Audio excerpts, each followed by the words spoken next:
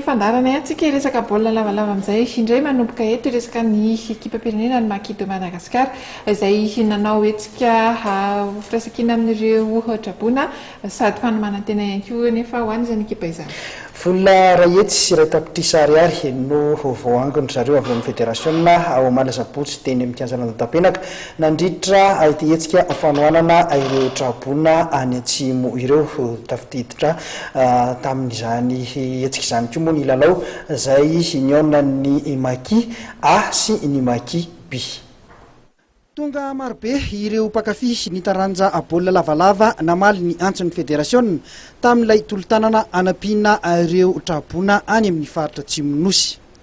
Rayety sy Ray Tapitrisa Ariary ny vola voangina ka atolotra ny BNGRC izay avy amin'ny fédération malagasy ny taranja baolina lavalava sy ireo piti ny taranja baolina lavalava.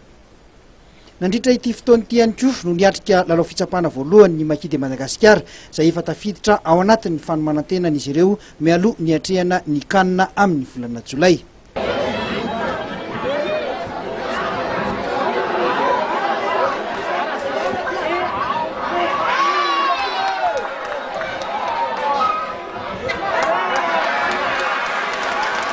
Arak'izany dia tsy hifarana intsony ity fanomanantena ny Maki de Madagascar ity manapahatonga ny volana Jolay hiatrehana ny lalao.